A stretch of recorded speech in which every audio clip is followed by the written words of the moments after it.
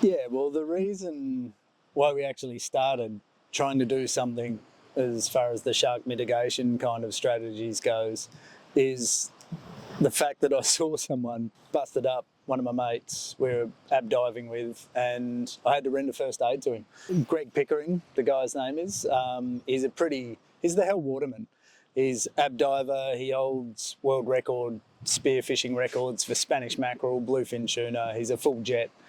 And we were working out of Esperance, really remote. We were about 150 k's remote from Esperance, and he rocked up. Sometimes we don't see people for days on end when we're working out there. It's really, I guess, peaceful most of the time. But, you're living in caravans out in the bush, launching 25-foot shark cats with tractors and no one else around. Then you're travelling out 20 k's to sea and jumping in the ocean looking for abalone.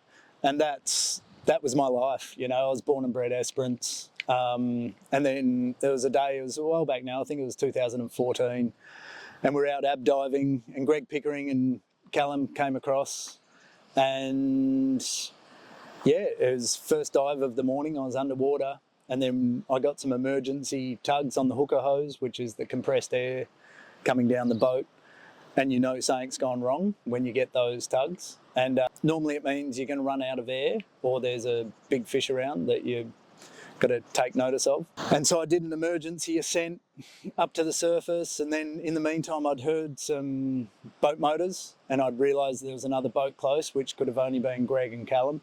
And as I surfaced, as I was spinning around, making sure nothing was going to kind of hit me, I've seen their boat travelling off back to shore. And when that happened, I've hit the deck, and Andrew said to us, he goes, "Oh, look, Greg's been hit by a shark." So then, we're out to sea, middle of nowhere, and we've finally managed to get back to the bay where we launched. And I jumped on the boat. Andrew was driving our boat. I jumped on Greg's boat, and I saw him up the front of the boat, and it had become obvious. When you're hoping he's been hit by a bronzy, because there's probably more chance of survival. So it became obvious really quick. It was a white that he got hit by.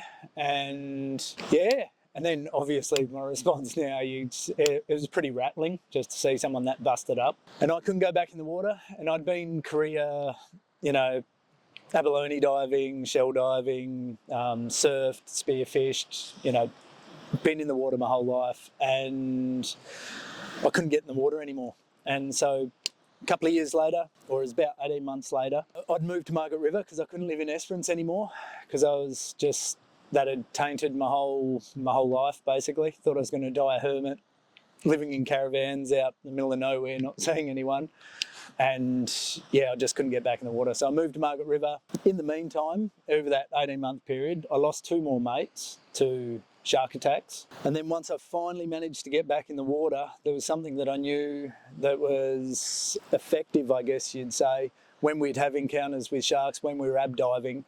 The first thing we'd do is, you don't shy off, you make your presence known, and you always keep your eyes on them, because they always come around and try to approach you from behind where you're not seeing them. And their behaviour changes, and that's pretty common knowledge amongst anyone that has done any spearfishing or diving, or especially with the ab divers who are in the water all the time. And so I thought about that a bit more, and I went, okay, if I'm jumping back in the water, I know that my actual eyes change their behaviour. I want a set of eyeballs on the back of my wetsuits. So I went out to the shed and I started siliconing up, eyes on the back of my wetsuits. So when I was at least looking one way or the other, I knew that my back was covered, so that hopefully if a shark was in the vicinity, it would, at least I'd be able to see it, instead of it coming in and creeping up. It would think that, okay, it's looking this way, it'll come around the other side, and then I'd see it. And then my wife Heather came out and just said, "Hey, does everyone know about this?" And I was like, "Well, no." And she's like, you've got to let everyone know about this. And then my sister, I was fortunate enough, my sister comes from a science background. She's got a PhD in marine science, and I threw it out there to her. And I was like, look, I know this about sharks with line of sight, and I know what I've seen in the water, and it's common knowledge amongst other people. And then, so we asked the question, it was like, look, is there any scientific evidence that might suggest that what we're saying has already been proven?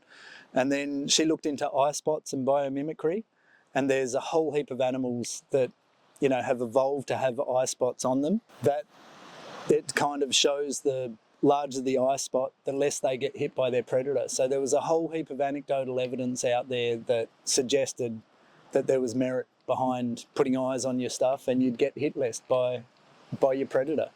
And we'd noticed that firsthand with our own literal eye. And then we deep dived a little bit further.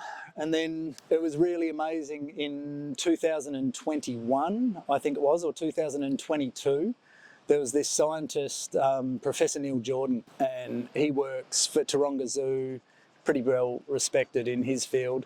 He actually went over to Botswana, and it was the first study that I'd ever seen where man was using eye spots to protect another species and conserve another species.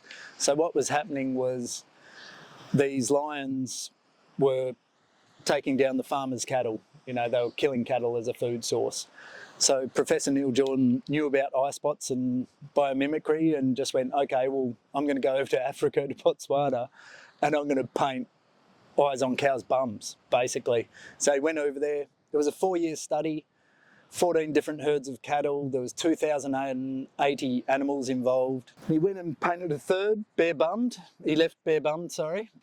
He painted a third of them with crosses, so there was a variable, and then he painted a third of them with eyes on. And over those 4 years, there was something like 16 animals or 14 animals that were bare-bummed, got killed by lions. They came and killed them. There was less with the crosses, indicating that that had a little bit of a deterrent effect. There was maybe 8 to 10 animals, if my memory's right. I could be out by a couple of numbers, but not one animal in that 4 years got hit that had a set of eyes on the back of its bum, a cow on the bum.